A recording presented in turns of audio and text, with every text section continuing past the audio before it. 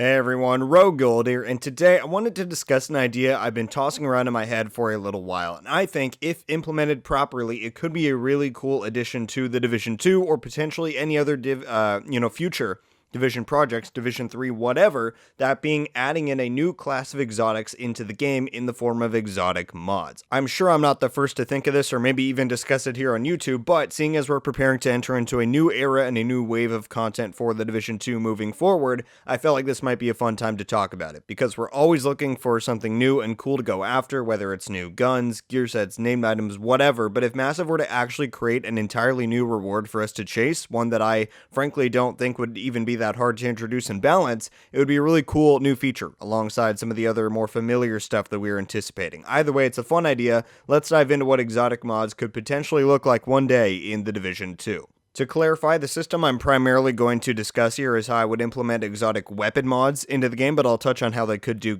exotic gear mods as well before I close out for sure. So the discussion of mods overall in the Division 2 is an interesting one. If you're newer to the game, or I suppose you weren't around in the first few months of the game, weapon mods specifically underwent some pretty drastic changes from how the devs originally designed them.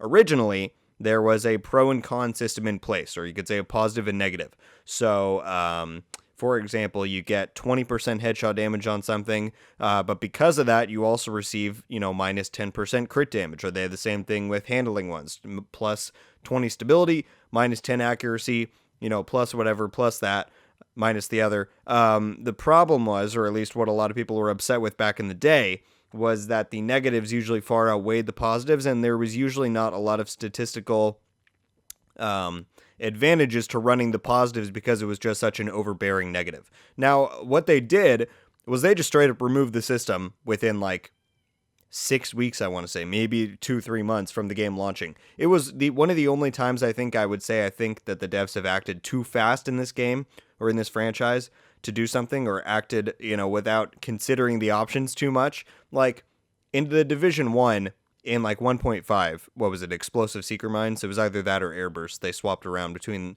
that and the following update, but the seeker mines were there for 3-4 months and everyone knew they were busted, and it took Red Storm an entire patch, worth of time to finally nerf them. And that was something that I think everyone agreed right away could have been dealt with, that fast. In Division 2's year 2 after Warlords, I feel like they had a pretty good pace with changing stuff after, the enemies were overtuned in Warlords and all that stuff, TU9, TU10. So there's always been a scale of how fast or how quickly the devs react to stuff in this game, and to what degree they react to it. Either it's way too much, not enough, or it's somewhere in the middle. And I think the pro and con system for mods when this game launched was one of the examples of they acted way too fast and they did way too much. Because I think the idea of having a pro and con system is really cool for mods, and it creates a bit more dynamicism with the system, whereas now you just kind of slot stuff in. And so I think that they could have kept it around while just tuning down how bearing or how strong the negatives were, because I think that's why people really reacted so strongly to that system. But whatever, I would have liked to see them stick around. They still do exist, that system, the pro and cons, on very selective mods. I think the sharpshooter scope that you get is plus 45% headshot damage, minus 5% crit damage. So it's still there in very selective cases, but it used to be on almost every weapon mod in the game. So that should tell you how drastically they reacted to people's upsetment over that stuff. These days in the Division 2, like I said, weapon mods are pretty boring, if I do say so myself. 90% of the time, you're just slotting in your 3 crit mods to bump up your crit chance and crit damage a tiny bit.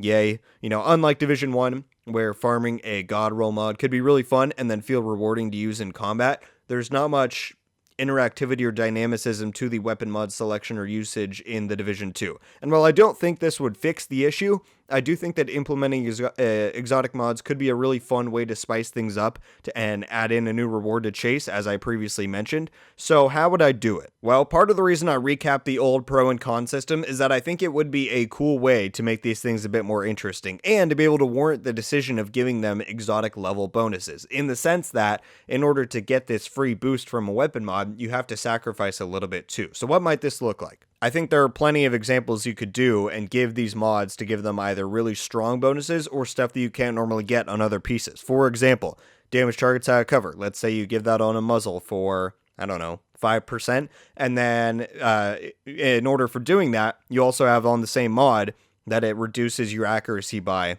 10%, 5%, something like that. Damage Charmer, you could do the same thing. Give a Damage Charmer grip or something, and have you lose a little bit of range because of that. You have to get up close and hit them, directly in their armor. You could do something like Swap Speed. That's something you can't really get anywhere on. Can you roll that on guns? I don't know. Point is, it's a very selective bonus that you can get. You get it from weapon handling, but it's not a thing you can individually target for a build in that sense. So maybe you give a swap speed grip, and then because of that, you lose a little bit of stability because you're, making the gun more lightweight. I don't know. And then you could do one that's melee damage. Obviously, that's a mod on the Lady Death currently, but it'd be cool if you could slot that in on a normal gun too. It doesn't have to be an insane amount.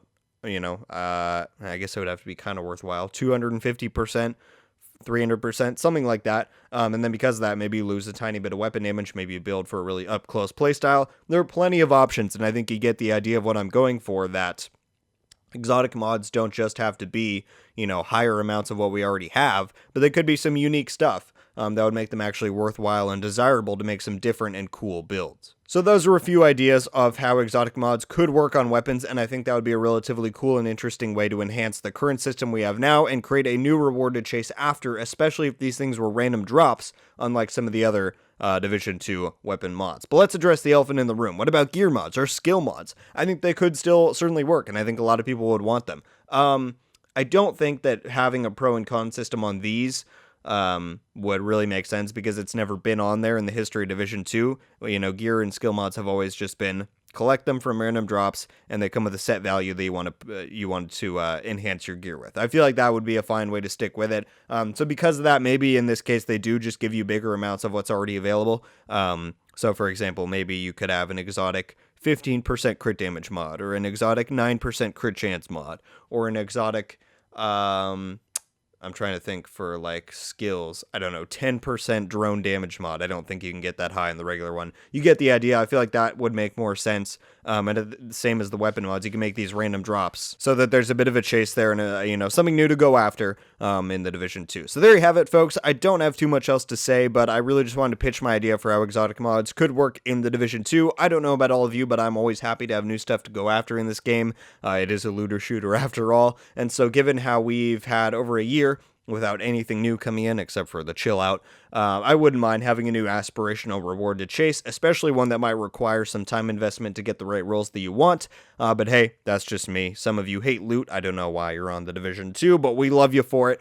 Be sure to let me know what you think about the idea down below. Thank you all so much for watching. Leave a like if you enjoyed this video, and be sure to subscribe with notifications on to be updated every time I upload. As I said just now, definitely let me know your thoughts down below. What do you think about the proposal of exotic mods in general? And if they were to be introduced, do you agree with my ideas of how to structure them, or would you do it any differently? I'll certainly be very curious to hear your guys' ideas, to see if something like this maybe ever comes to fruition. It's just a fun idea though, so we'll go with the flow. Alright, that's gonna be it for me today on this one, everybody. Once again, thank you all so much for watching. I hope you have a wonderful day, and until the next one, guys, RogueGold out.